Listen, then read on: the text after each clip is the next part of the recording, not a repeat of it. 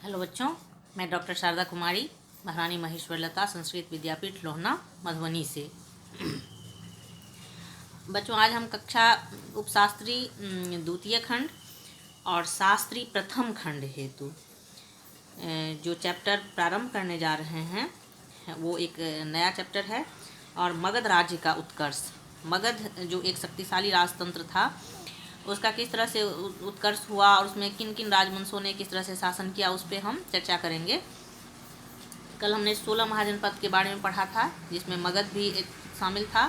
और मगध में राजतंत्र था और राजतंत्रात्मक प्रणाली के तहत साम्राज्यवादी सोच के वहाँ के शासक हुए और उसने अपने साम्राज्य का काफ़ी विस्तार किया, महाजनपदों को रौंद के अपने में मिलाया। उस सारी बातों पर हम लोग धीरे धीरे क्रमानुसार चर्चा करेंगे। मगध के सबसे प्राचीन वंश का जो नाम आता है उसका संस्थापक बृहदर्थ था, जो बृहदर्थ वंश का था। और इसकी राजधानी गिरिब्रज, राजगृह जिसको हम कहते हैं, वो थी। जरासंध जो है, जिसका उल्लेख महाभारत में भी मिलता है, वो बृहदर्थ का ही पुत्र था। इसके अलावा इसकी मुख्य रूप से जो साम्राज्य संस्थापक के रूप में हम जानते हैं वो हर्यक वंश। प्राचीन भारत के इतिहास में तिथि को लेकर के कुछ मत भिन्नताएँ हैं। अलग अलग इतिहासकारों के द्वारा अलग अलग तिथियों का निर्धारण किया गया है, इसीलिए अलग अलग पुस्तकों में हमें कुछ तिथियों का हेराफेरी 2-4 साल का अंतर मिलता है। ये प्राचीन भारत के इतिहास में कमोबेश हर एक शासनकाल में ये हमको देखने को ये मिलता है, इसलिए हम लगभग करके उसको मानते हैं। हर्यक वंश जो है वो 545 ईसा पूर्व से 412 ईसा पूर्व का माना जाता है।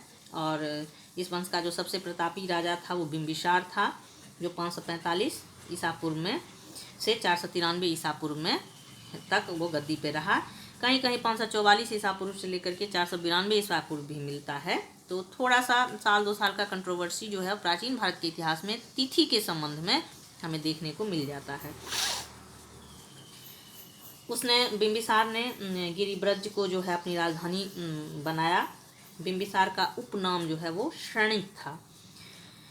इसने कौशल एवं वैशाली के राज परिवारों से वैवाहिक संबंध स्थापित किया, और वैवाहिक संबंधों के द्वारा भी जो राजा होते थे वो दूसरे राज्य से अपने संबंध को, मित्र संबंध को जो है वो बढ़ाते थे। मित्रता का संबंध, चूँकि वैवाहिक संबंध एक ऐसा होता है जिसमें रिश्तेदारी बन जाती है, तो वो इस तरह से भी अपने मित्रों की संख्या को बढ़ाते थे वैवाहिक संबंध के द्वारा। तो बिंबिसार ने कौशल एवं वैशाली के राज परिवारों से वैवाहिक संबंध कायम किया।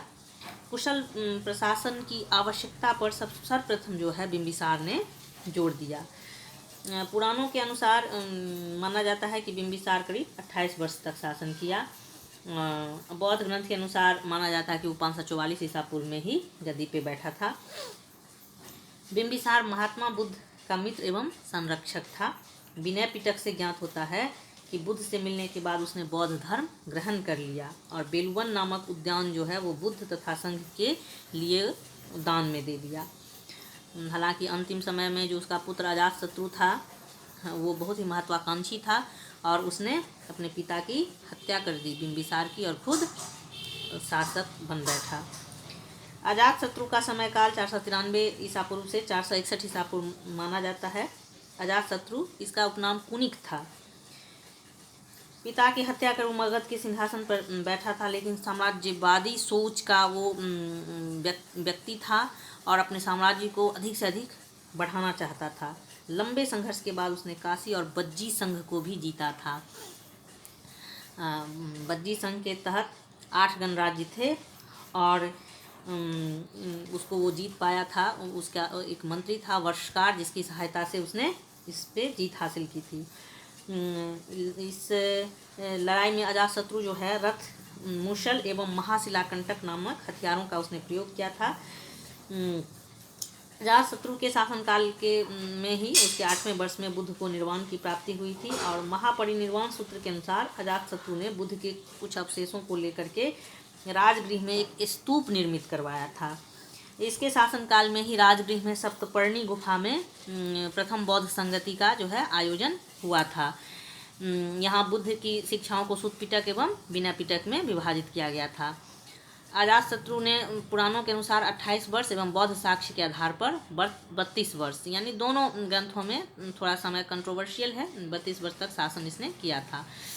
अंतिम समय में अजातशत्रु के साथ भी वही हुआ जो उसने अपने पिता के साथ किया था, और अजातशत्रु की जो है हत्या उसके पुत्र उदयन ने कर दी। उदयन जो इस वंश का तीसरा शासक था, 461 ईसा पूर्व से लेकर के 445 ईसा पूर्व तक इसका शासनकाल रहा था। परिशिष्ट पर्वन, गार्गी संहिता एवं वायु पुराण के अनुसार उदयन ने गंगा एवं सोन नदी के संगम पर पाटलिपुत्र नामक राजधानी की स्थापना की थी। इससे पूर्व में जो दो शासक बिंबिसार और अजातशत्रु हुए, उसकी राजधानी गिरिब्रज राजगृह थी। उदयन जो तीसरा शासक हुआ, उसने पाटलिपुत्र नामक राजधानी की स्थापना की, और उसी पाटलिपुत्र का नाम आधुनिक समय में पटना है। पुराणों के अनुसार उदयन जो है उसने 33 वर्ष एवं महावंश के अनुसार 16 वर्ष तक शासन किया।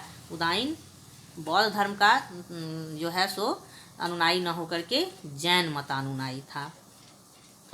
इसके अलावा उदयन के बाद जो है बौद्ध साहित्य के अनुसार हमें ये मिलता है कि उदयन के बाद अनिरुद्ध, मुंड और नागदासक ने मिलकर के 412 ईसा पूर्व तक शासन किया। इस वंश के अंतिम शासक जो था इस वंश का नागदासक, उसको शिशुनाग नाम के एक योग्य अमात्य ने अपदस्थ कर दिया, और अंतिम राजा नागदासक कुछ प्रसिद्ध था, पुराणों में उसे दर्शक भी कहा गया है।